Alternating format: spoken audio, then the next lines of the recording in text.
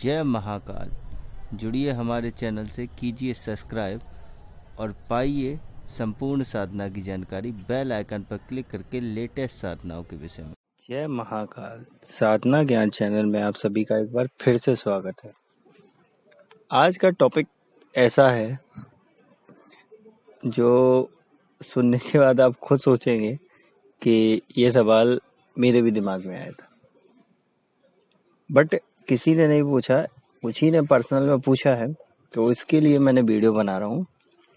सिद्धि क्या है, एक्चुअल बात क्या है सिद्धि। बहुत से लोग कहते हैं सिद्धि मिल गई, तो ये है क्या? मतलब किसी भी आदमी ने बोला कि मुझे सिद्धि मिल गई, आपने मान लिया मिल गई, तो आखिर है क्या सिद्धि ये, और मिलती कैसे है, और इसके भी क्या स्टेप होते हैं सिद्धि के? तो ये बातें समझने वाली होती हैं और इसको समझना भी बहुत जरूरी है।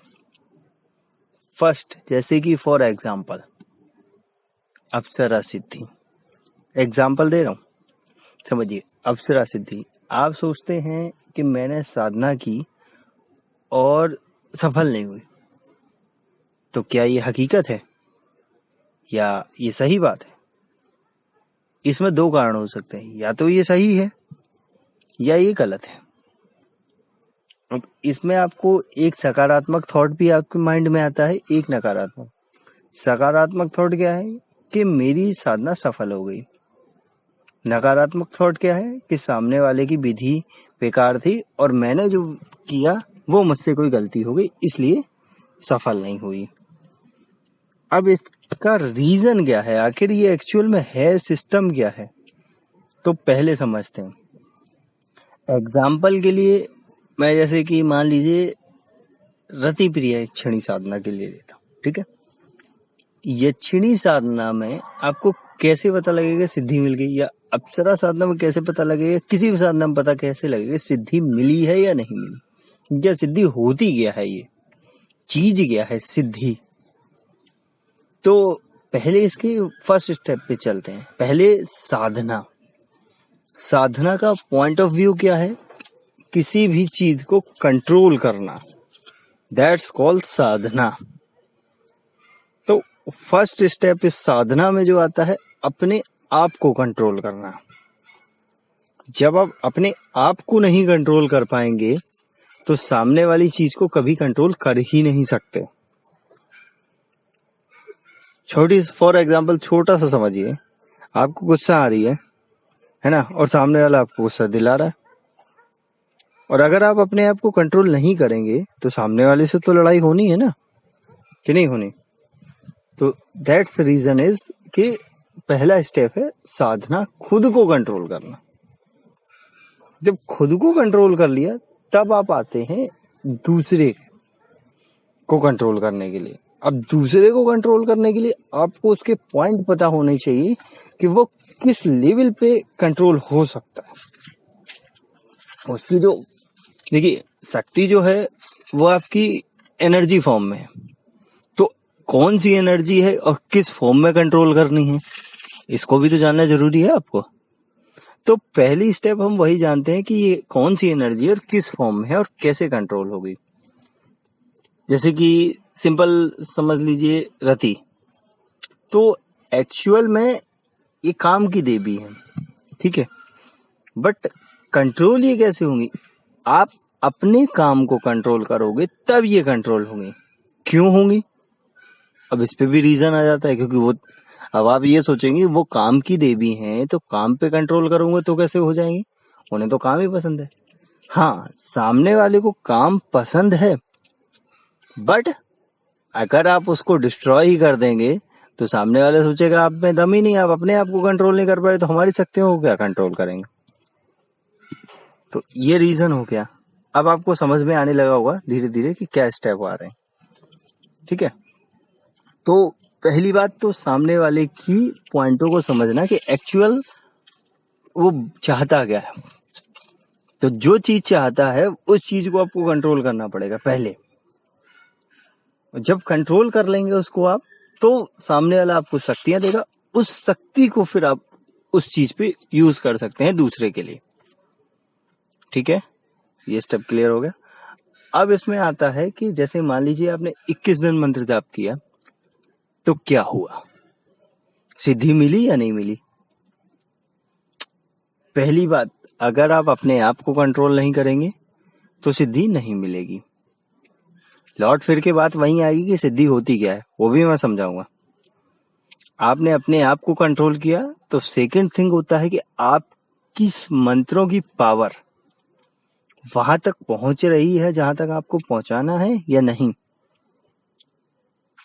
उसके लिए क्या होता है कि आपको अपनी जो ऊर्जा है, दिस इज कॉल्ड एनर्जी, जो हर आदमी के अंदर एनर्जी होती है, उसको उस फॉर्म में कन्वर्ट करो कि जो मंत्रों के साथ साथ फ्लो करती हुई सामने वाले तक पहुंचे। अब आप समझ गए होंगे, ठीक है। ये पहुंचाने के बाद थर्ड स्टेप क्या होता है कि सामने वाला रिटर्न दे रहा है या नहीं दे रहा। कैसे देगा? जब आप अपने नियम पे टिके रहोगे। माना कि आपने 21 दिन की साधना का संकल्प लिया, 8 बजे से 9 बजे तक का। वैसे ये रैंडमली टाइम बता रहा हूँ, एक्चुअल टाइम नहीं, रैंडमली टाइम।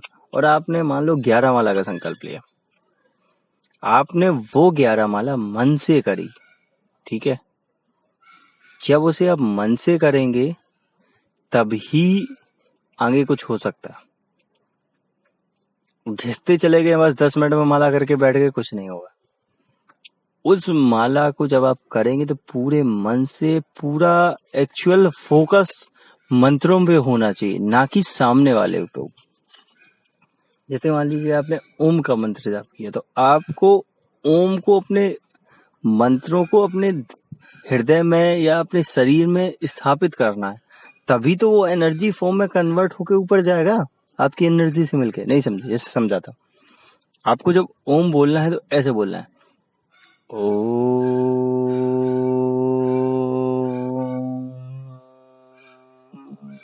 ये होता है एक्चुअल में मंत्र जाप। अब जैसे मान लीजिए आपको ओम नमः शिवाय का जाप करना है, ठीक है, तो ये नहीं कि ओम नमः शिवाय, ओम नमः शिवाय, ये काउंटिंग नहीं। 11 माला जाप करनी है तो 11 माला ऐसे करना है आपको, ओम नमः शिवाय। मतलब फीलिंग वो होनी चाहिए जो एक्चुअल में है। तो जब ये फ्लो होगा तो ऑटोमेटिकली सामने वाले के पास पहुंचेगा, और सामने वाले के पास पहुंचेगा तो वो रिटर्न देगा। अब रिटर्न आने का, आपके पास आ गया तो कैसे पहचानेंगे कि मेरे पास आया नहीं है?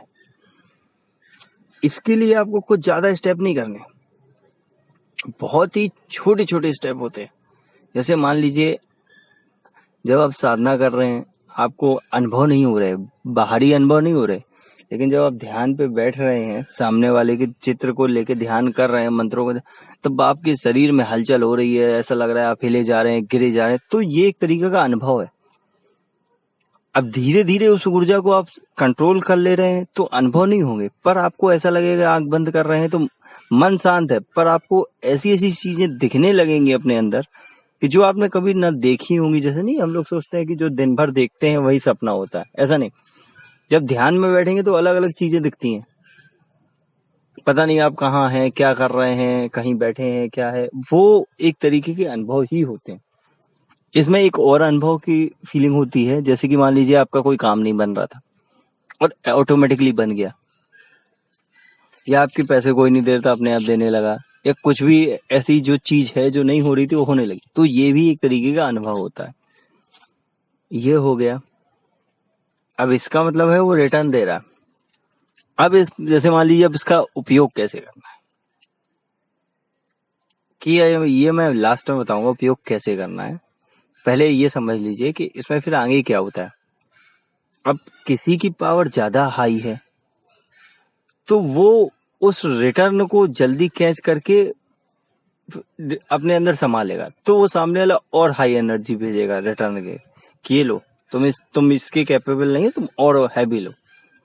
तो वो उसको सामने कुछ चीज दिखने लगती है, बाहर से दिखने लगती है। अब जिसने अपने अंदर और एनर्जी को स्टोर कर लिया धीरे धीरे, तो उसको वो साक्षात विजुअल दिखने लगता है।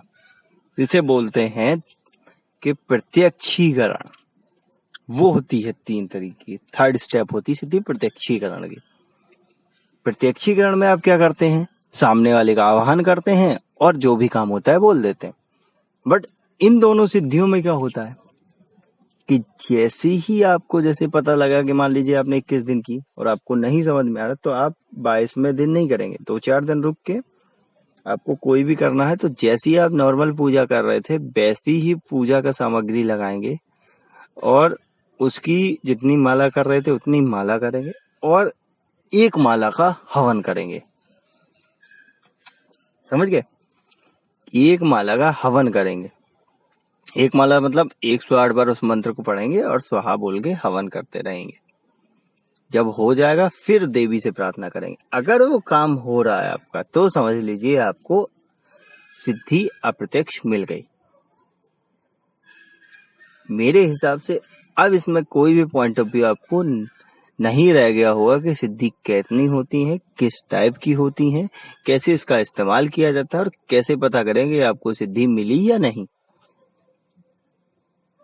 तो अगर फिर भी आपके कोई जैसे सवाल रह गए हो, देखो पहले मैं बोल रहा हूँ सवाल ऐसे हैं कि रह जाते हैं। मुझसे भी बहुत से ऐसे सवाल है जो मेरे दिमाग में चलते रहते हैं, वो आना आम बात है। तो कोई भी सवाल रह गया हो तो जो मेरे लिंक हैं 3, जिसमें फर्स्ट है मेरा टेलीग्राम ग्रुप का, दूसरा जो आपकी सामग्री का है, 3rd स्टेप है, 3rd ग्रुप है वो टेलीग्राम के चैनल का, जिसमें आपको अपडेट मिलती रहती है। जैसे मान लीजिए कोई विधि यहाँ नहीं डाल पा रहा हूँ, कोई ब्लॉग का अच्छा सा बनाया नहीं डाल पा रहा हूँ, तो वो मैं वहां डाल देता हूँ। तो उससे अपडेट मिलती रहती है कि आप कहीं भटके नहीं। जैसे कि अभी मैंने नहीं बताया कि अप्सरा साधना का एक ग्रुप बन गया, वो पेड है बट चार्ज बहुत ही नॉर्मल है। जो लॉकडाउन में भी कैसे अप्सरा साधना कर सकते हैं या अक्षरी साधना कर सकते हैं वो नॉर्मल है, एक तरीके से वो ग्रुप बना है। तो इसकी जानकारी यहाँ नहीं दे पाया लेकिन वहां मैंने दे दी चैनल पे, तो उसको सब्सक्राइब कर लो और ग्रुपों को ज्वाइन कर लो, जिससे आपको कोई भी जानकारी चाहिए हो वहां ले सकते हैं, कोई भी अपडेट मिल रहा हो तो भी मिल जाएगा। ठीक है, अब ज्वाइन होने के लिए पहले से ही पता है कि प्ले स्टोर में जाके टेलीग्राम इंस्टॉल करो, ग्रुप की लिंक पे क्लिक करो, नहीं खुल रहा है तो उसी लिंक को कॉपी करके क्रोम में खोल दो, अपने आप वो टेलीग्राम पे लिंक ले लेगा और टेलीग्राम पे ओके करके ज्वाइन कर लो। तो ये रीजन है, बस और कुछ नहीं। ठीक है, अब वीडियो अच्छी लगी हो तो लाइक करना, कमेंट जरूर बताना कि क्या है, क्या समझ में नहीं आया। और एक रिक्वेस्ट और है, कोई भी अपना नंबर यहाँ नहीं डालेगा, वरना फर्जी लोग कॉल करेंगे, ब्लेम लगाओगे मुझ पे, बाद में मैं नहीं सुनने वाला। ठीक है, आगे कुछ और बताऊंगा। जो भी आपके सवाल आते रहते हैं, जो अच्छा होता है बताने लायक वो वीडियो पे बता देता हूँ, जो नहीं होता है वो नॉर्मल बता देता हूँ। तो आगे कुछ और बताऊंगा, तब तक के लिए जय महाकाल। जय महाकाल। जुड़िए हमारे चैनल से, कीजिए सब्सक्राइब और पाइए संपूर्ण साधना की जानकारी बेल आइकन पर क्लिक करके लेटेस्ट साधनाओं के विषय में।